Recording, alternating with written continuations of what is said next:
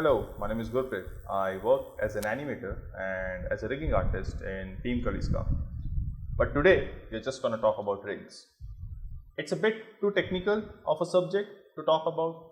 Now, if you have ever done any animation or you have dealt with some sort of rigging in Blender, you might understand what I'm talking about. Otherwise, this whole section will feel like bunch of words that you've heard. But anyways, I'll try to keep it as simple as possible. So this is the old rig we have, and I'll come to the point why we are making the new rig. But let me tell you a few limitations about the old rig here. One of the problem was if you move the foot or if you move the foot or if you try to rotate it, then the foot slides. This should not happen, and there is no ankle no ankle heel rotation, so the heel will go inside the surface. So there were a few problems. We had to make them better.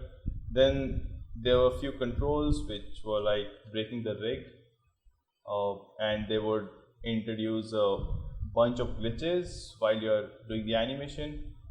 In any rig, generally it is required or it is necessary to have two limb systems, FK and IK. FK is forward kinematic, IK is inverse kinematic. In this rig, we only had the IK systems, there were no FK systems. There were facial controls as well, they were working fine, but I felt the need that we can even improve it better. So we went ahead, made a new rig. This is how the new rig looks like. It had all these layer controls, so you can turn off all the controls if this whole thing is too complicated, if it looks too complicated, or we can just let me turn off this layer as well, yeah, and this one, or we can just turn them on if you want to see what all is available in the rig. It had a bunch of properties like FKIK systems and stretchy bones, all that stuff. Now, we took the majority of the portion from the script called Rigify that is already available in the Blender, and by doing so, it helps us in getting the consistent rigs across the multiple characters. That means we can switch the animations between these characters and they would work perfectly fine because the underlying rig is the same. So let me tell you a few things that are happening here, the problems that I talked about in the previous rig, and how we are kind of tackling with them here. So you just saw the foot control, that works fine. For the FKIK system, this time we have this is IKs, and then I can switch it to FK, and this control won't work anymore.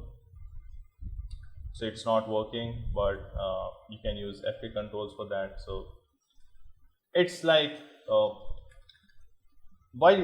we are making the rig, there are two things we have to keep in mind. First one is it should be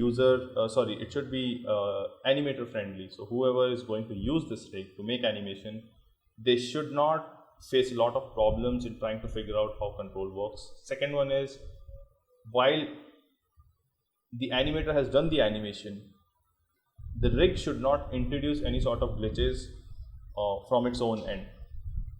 So animator should see exactly what he or she has animated. So whenever we make the rig, we try to take care of both of these aspects.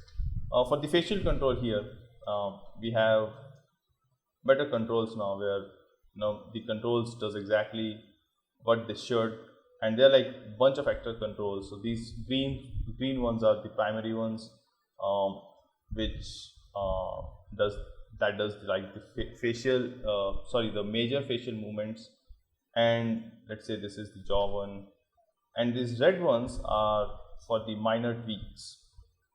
So you can move them here, and therefore the minor details that you can add while doing the facial animations. Then we have this whole list of expressions. If you just want to drag the slider, and it's like pre-made expressions and you don't have to go here, make that expression by yourself. You can just drag a slider and boom, your job is done. Other than that, we are now this is kind of a job done, but next we are trying to do is make the muscle system where if any limb bends or any part of the body bends, so it should behave like a normal human body, not like a rig. So let me show you what do I mean by that. So let's say if I try to move this leg up here, and let me correct the rotation, this one. So you can see how the upper leg and the lower leg, they are kind of intersecting each other. But what we are trying to do now is, let's say if I move this up, so the lower leg is trying to push the upper leg, the flesh of the upper leg or the muscles of the upper leg a bit up, so that they can fit in together in this space. The same thing is with a lot of other controls, like for the ankle, they should look like it looks for the normal human.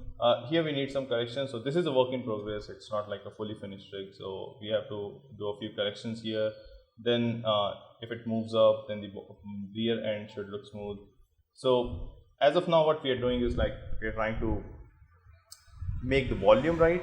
So whenever any body part bends, the volume should look fine. And after that, we are going to do the muscle controls. We are going to add bones for the muscles. For example, there is one small example here. Let me turn on these bones. This one.